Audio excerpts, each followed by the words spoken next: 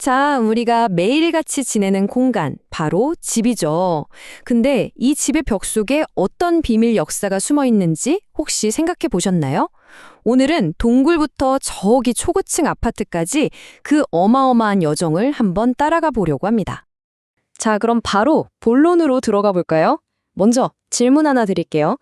우리가 매일 당연하게 누리는 이 집이라는 안락함이 사실은 얼마나 특별한 것인지 한번 생각해 보게 하는 질문입니다.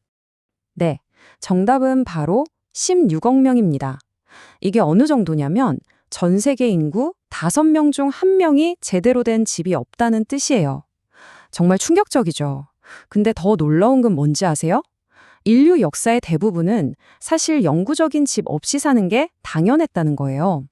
생각해보면 우리가 집하면 떠올리는 것들 있잖아요. 따뜻한 물 콸콸 나오는 보일러, 환하는 전등, 수도 이런 것들이 우리 삶에 들어온 게 놀랍게도 겨우 100년 정도밖에 안 됐다는 사실. 우리가 지금 누리는 이 편안하고 안전한 집이라는 개념 자체가 사실은 인류 역사 전체로 보면 정말 눈 깜깜할 사이에 생겨난 아주 최신 발명품인 셈이죠. 자, 그럼 이제 모든 것의 시작점으로 한번 시간을 거슬러 올라가 보죠. 무려 30만 년 전입니다. 이때 집은 편안한 휴식처가 아니라 그야말로 생존을 위한 필사적인 탐색의 대상이었습니다.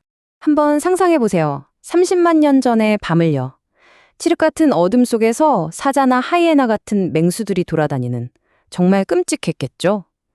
이때는 뭐 은신처가 있냐 없냐가 말 그대로 생사를 가르는 문제였던 거예요. 비와 추위를 피하고 맹수로부터 몸을 숨길 수 있는 동굴 같은 곳은 이건 그냥 집이 아니라 생명줄 그 자체였습니다. 그러다가 인류의 삶을 완전히 바꿔놓은 혁신적인 기술이 등장합니다. 바로 불이죠. 불은 단순히 몸을 따뜻하게 해주는 걸 넘어서 어둠을 밝혀 맹수를 쫓아내고 무엇보다 사람들이 그 불 주변에 모여들게 만들었잖아요. 동굴이라는 단순한 피난처가 인류 최초의 거실이 되는 순간이었습니다. 이렇게 수천 수만 년 동안 인류는 자연이 만들어준 동굴 같은 곳에 기대 살았어요. 그런데 어느 순간 정말 모든 걸 뒤바꿔버릴 엄청난 생각의 전환이 일어나게 됩니다. 생각해보면 인류 역사의 99% 동안 집은 우리가 찾아다녀야 하는 거였어요. 동굴이 좋긴 한데 문제가 뭐겠어요? 내가 원하는 곳에 딱 있는 게 아니잖아요. 바로 이 불편함이 엄청난 깨달음으로 이어지게 됩니다. 바로 이 생각이죠. 아, 집은 찾는 게 아니라 우리가 직접 만드는 거구나. 이 작은 생각의 전환이 바로 건축이라는 위대한 역사의 시작을 알리는 정말 거대한 도약이었습니다. 자, 그럼 인류가 처음으로 지은 집은 어땠을까요? 정말 기상천외한 사례가 여기에 있습니다. 지금으로부터 약 15,000년 전 우크라이나 지역인데요. 주 재료가, 놀라지 마세요, 매머드 뼈입니다. 두개골, 갈비뼈, 엄니까지. 집 한 채를 짓는데 매머드가 10마리에서 15마리나 필요했대요. 혹독한 빙하기를 버티기 위한 필사적인 노력이었죠. 이렇게 집을 짓기 시작한 흐름을 완전히 굳혀버린 사건이 바로 농업혁명입니다. 당연하죠. 씨앗을 심었으면 그걸 수확할 때까지 그 자리에 머물러야 하잖아요. 더 이상 떠돌이 생활을 할 수가 없게 된 거예요. 그러니 당연히 더 튼튼하고 영구적인 집이 필요해진 거죠. 그럼 그 영구적인 집은 뭘로 지었을까요? 해답은 아주 가까운 곳, 바로 우리 발밑에 있었습니다. 진흙에 짚을 섞어서 햇볕에 단단하게 말리는 거죠. 이렇게 만든 흙벽돌은 수십 년을 버틸 수 있었고 덕분에 인류는 최초의 마을과 도시를 건설할 수 있게 됐습니다. 정말 단순하지만 위대한 발명이었죠. 자, 이렇게 집을 짓는 기술은 전 세계 각지에서 그 지역의 환경에 맞게 독자적으로 발전해 나갔습니다. 그중에서도 특히 우리 한반도에서는 세계적으로도 아주 독보적이고 정교한 주거 기술이 탄생하게 되는데요. 바로 그 지혜를 한번 들여다보겠습니다. 바로 온돌입니다. 여러분, 온돌은 정말 과학이에요. 방 옆 아궁이에 불을 떼면 그 뜨거운 공기와 연기가 방바닥 밑에 있는 고래라는 통로를 지나가면서 바닥 전체를 데우는 방식이잖아요. 그러고 나서 연기는 반대편 굴뚝으로 쏙 빠져나가고요. 이 바닥에서 올라오는 복사열이 얼마나 쾌적하고 효율적인지 서양의 라디에이터보다 수백 년은 앞선 정말 엄청난 기술이었고요.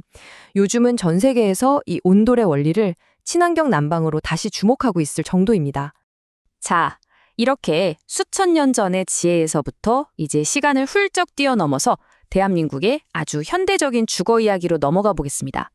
바로 아파트 공화국에 대한 이야기입니다.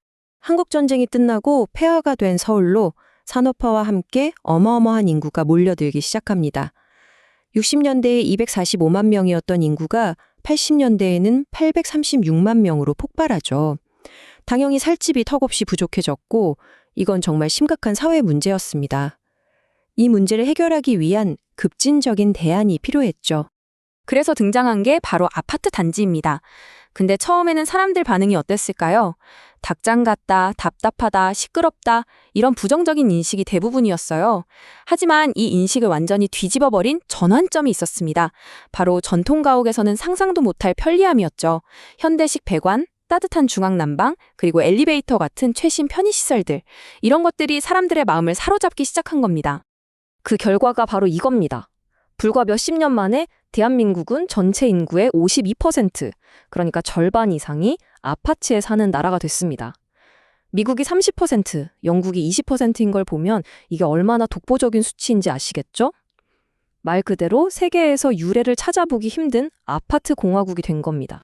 자, 이렇게 동굴에서 시작해서 초고층 아파트까지 정말 숨가쁜 여정을 함께 달려왔는데요. 그럼 앞으로 집은 또 어떻게 변하게 될까요? 그리고 더 중요한 질문은 이 모든 변화 속에서도 결코 변하지 않는 것은 과연 무엇일까요? 집의 진화는 여기서 끝이 아닙니다. 지금 이 순간에도 계속되고 있죠. 모든 게 연결되는 스마트홈, 에너지를 스스로 만들어 쓰는 제로에너지 하우스, 공장에서 찍어내듯 짓는 모듈러 건축, 심지어는 지구를 떠나 화성 같은 다른 행성에 지을 집까지 연구하고 있으니까요. 정말 대단하죠? 하지만 한번 생각해 보세요. 재료가 매머드 뼈이든 최첨단 신소재이든 그 형태가 동굴이든 화성에 지어진 돔이든 이 모든 기술적인 변화 속에서도 집의 가장 본질적인 의미, 그 핵심은 단 한 번도 변한 적이 없습니다. 바로 이 문장처럼 말이죠. 집은 벽과 지붕으로 만들어지지만 가정은 그 안에 사람들로 완성된다. 결국 집을 진정한 집으로 만드는 건 기술이나 재료가 아니라 그 안을 채우는 우리 자신이라는 뜻이겠죠.